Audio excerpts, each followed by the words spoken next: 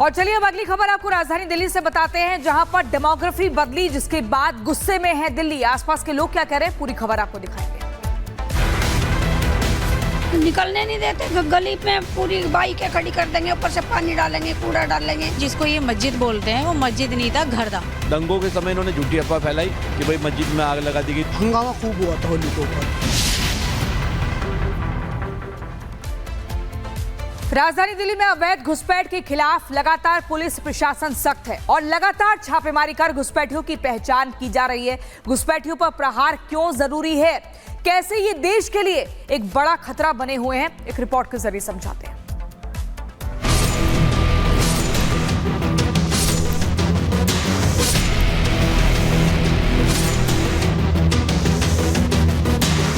बेचना चाहती है। अभी बेचना चाहते हैं, यहाँ मस्जिद बन रही है बिल्कुल मंदिर के सामने। हम दोनों टाइम मंदिर जाते हैं, हमें डर लगता है कोई हमारे साथ हादसा ना हो जाए। लड़कियों को बदतमीजी बोला जाता है, लफ्जियात के मामले बढ़ते हैं, लैंडजियात के साथ साथ लफ्जियात भी बढ़ता है।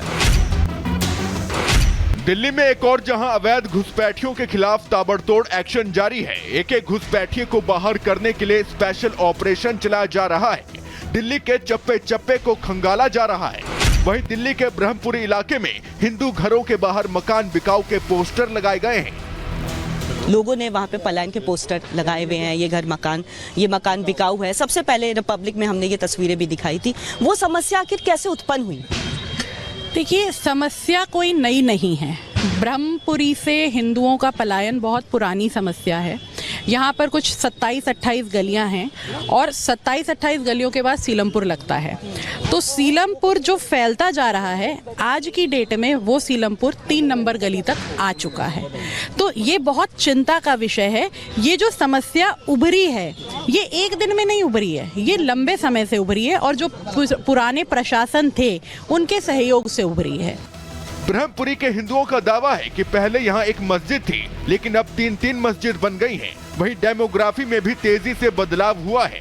हिंदू समाज की चिंता करने के लिए यहाँ पर इकट्ठा हुए हैं और आगे भी इकट्ठा होंगे अगर आवश्यकता पड़ेगी तो। एक चप्पल बेचने वाला आदमी 2.5 करोड़ का घर लेकर के दान कर देता है। इतनी सामर्थ्य कहाँ से आई उसमें? तो इसकी चिंता, इसका सत्यापन कराए सरकार। अब यहाँ पर क्या है कि इसका समाधान यही है कि यहाँ का हिंदू समाज खड़ा हो जाए। प्रशासन पूरी तरीके से ना तो 2020 में साथ दिया, ना आज साथ दे रहा है। हमें आपस में बैठ के आपस में ये मंत्रणा करने की भी अनुमति नहीं है कि हम अपनी सुरक्षा कैसे करें। ऐसा क्या उपाय करें कि हम अपना मकान ना बेच के हमें जाना पड़े। वो नॉन अथॉराइज, मतलब वहाँ अनुमति नहीं उसकी नॉन मस्जिद बनने की, क्योंकि MCD नहीं बनने देगी और विभाग नहीं बनने देंगे, तो मस्जिद तो वो नहीं बनेगी और मस्जिद बननी भी नहीं चाहिए। अब सवाल ये कि आखिर ब्रह्मपुरी की डेमोग्राफी में बदलाव कैसे हुआ? कैसे यहाँ रहने वाले मुस्लिम परिवारों में बढ़ोतरी हुई, या कहीं और से आकर मुस्लिम परिवार बसे? क्यों बेचना चाहती है? अभी बेचना चाहते हैं, यहाँ मस्जिद बन रही है बिल्कुल मंदिर के सामने। हम दोनों टाइम मंदिर जाते हैं, हमें डर लगता है कोई हमारे साथ हादसा ना हो जाए, क्योंकि लोग बाग कह रहे कमेंट कसते, कुछ ना कुछ बोलते निकलते बढ़ते कमेंट करते हैं। हाँ जी। तो आपको लगता है कि परिवार का रहना यहाँ मुश्किल है? बहुत मुश्किल है। पिछले कुछ सालों में दिल्ली में जगह जगह कई अवैध बस्तियों में इजाफा हुआ है। बड़ी संख्या में घुसपैठियों का बसेरा बढ़ा है, जिन्हें दिल्ली से आउट करने के लिए बड़े स्तर पर स्पेशल ड्राइव चलाई जा रही है। दिल्ली प्रशासन की टीम हर रोज अलग अलग बस्तियों में जाकर दस्तावेज चेक कर रही है और संदिग्ध मिलने पर थाने बुलाकर कड़ी पूछताछ की जा रही है। जितने भी ID प्रूफ उनके पास है, जैसे वोटर ID कार्ड हो गया, पैन कार्ड हो गया और आधार कार्ड हो गया, उनको वेरीफाई किया जाता है। अगर जिस पे सस्पेक्ट होता है उसको भी वेरिफिकेशन के लिए जहाँ का वो बना होता है उस कंसर्न डिस्ट्रिक्ट में भेजा जाता है, और अगर इलीगल होता है तो FIR में पेश करके फिर उनको डिपोर्ट किया जाता है। अवैध घुसपैठ कर देश में आने वाले सबसे ज्यादा बांग्लादेशी नागरिक हैं, क्योंकि पश्चिम बंगाल से बांग्लादेश की लंबी सीमा लगती है।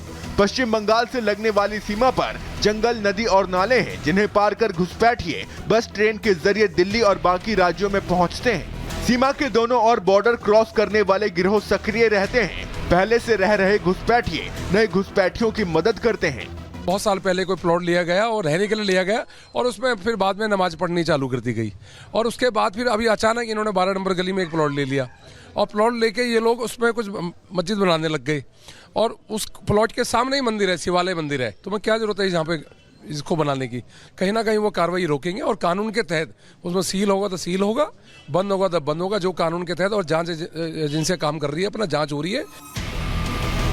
जो चोरी छिपे बॉर्डर पार कर देश में सालों पहले आए और अब यहाँ के नागरिक बनकर भारतवासियों के हक पर अपना हक जताते हैं और परिवार बढ़ाकर देश में अपनी आबादी भी बढ़ा रहे हैं, जिससे दिल्ली ही नहीं उत्तराखंड, राजस्थान समेत पूरे देश की डेमोग्राफी में बड़ा फर्क आया है।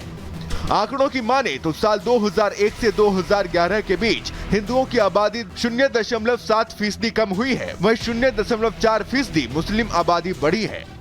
बांग्लादेशी घुसपैठिए और रोहिंग्या देश की सुरक्षा के लिए गंभीर खतरा बन चुके हैं। इन पर शिकंजे से न केवल अपराध और अस्थिरता को रोकने में मदद मिलेगी, बल्कि अवैध रूप से सरकारी सुविधाओं का दुरुपयोग भी रुकेगा। यही वजह है सीक्रेट सर्विलांस और इंटेलिजेंस इनपुट के आधार पर पुलिस नई पहचान वालों पर नजर रख रही है। अवैध दस्तावेज बनाने वाले सिंडिकेट की भी पहचान की जा रही है। इसके साथ ही पुलिस गिरफ्तार घुसपैठियों के कॉल रिकॉर्ड को भी खंगाल रही है, ताकि पूरे घुसपैठ पर पूरी तरह प्रहार किया जा सके। Bureau report, Republic Bharat. आगे बढ़ते हैं और देखिए, रेल के चक्कर में आजकल लोग क्या कुछ नहीं करते, अपनी जान तो जोखिम में डालते ही हैं, लेकिन दूसरों की जान के लिए भी बड़ा खतरा बन जाते हैं। ऐसी तस्वीरें ग्वालियर से सामने आई, जहां पर महज रेल बनाने के लिए एक पति और पत्नी ने कैसे गैस का रिसाव किया और बड़ा धमाका हो गया। देखिए इस रिपोर्ट में।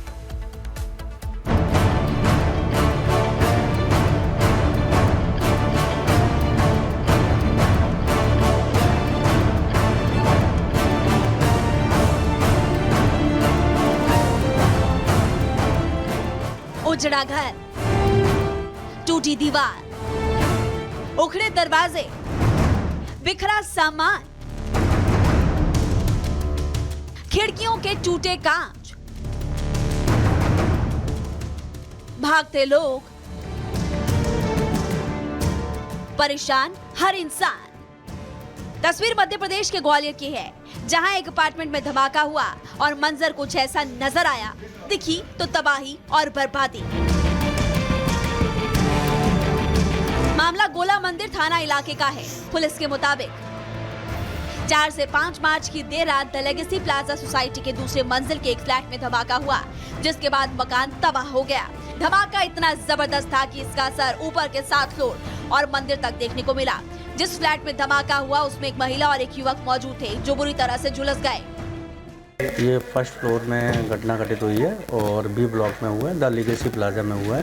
फिर एक महिला भी हमने देखी थी, वो भी घायल थी, वो जली हुई थी।